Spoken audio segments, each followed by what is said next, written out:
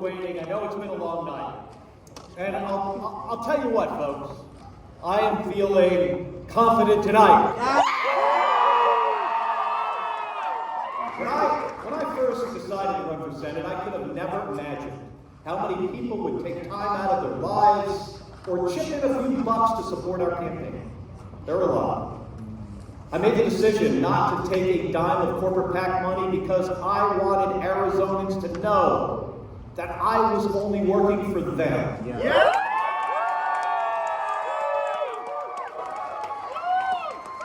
And that meant I was relying on folks to support us a few bucks at a time.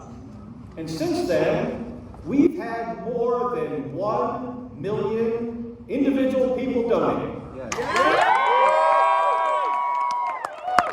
With most of them giving $25 or less. It's incredibly humbling. And it was important to me to run my campaign that way, because from day one, this campaign for me hasn't been, it hasn't been about name calling or dividing people. It's been about telling the truth. It's been about bringing together Republicans, Democrats, and Independents in every corner of our state focused on solving problems. This has been a tough election. No matter how the rest of the results shake out, our government will remain closely divided with a lot more work to do. That can feel daunting, but that's democracy. That's how it's supposed to work. It's our responsibility to find common ground and solve problems together.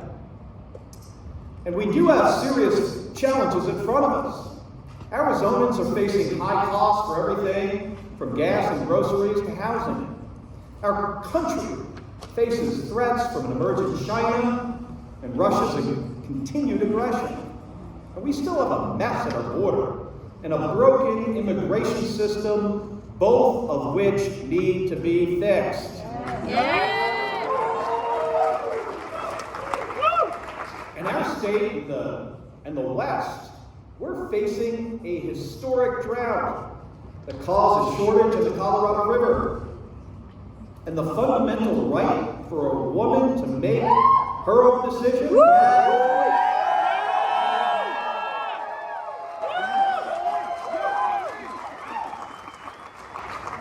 And that's been taken away.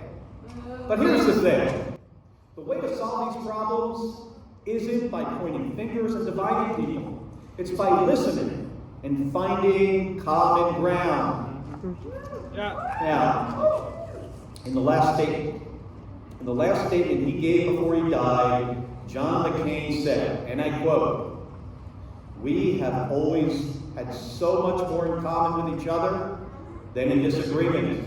Amen. If only we remember that and give each other the benefit of the presumption that we all love our country, we'll get through these challenging times. We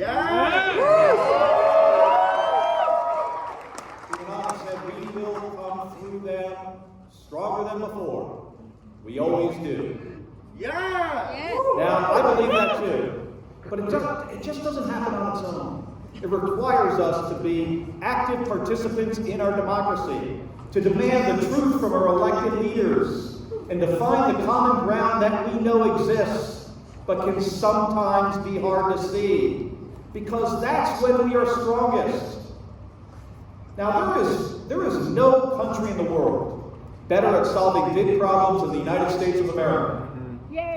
We put people on the moon in the 1960s. And we're about to do it again, by the way. And then we'll go on to Mars. We are capable of extraordinary things when we come together and just put our minds to it. That's who we are. We create, we innovate, we build. That's what we're capable. That's what we're capable of when our leaders focus on unity rather than division. When we tell the truth and when we seek common ground. When we work to move forward, not backward. Yeah! Folks, it's been the honor of my life to represent Arizona in the United States Senate.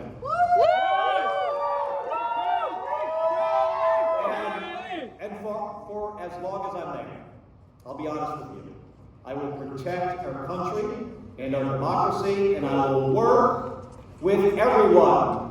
I will work with everyone to create a brighter future for our state and our country. Thank you so much, everybody.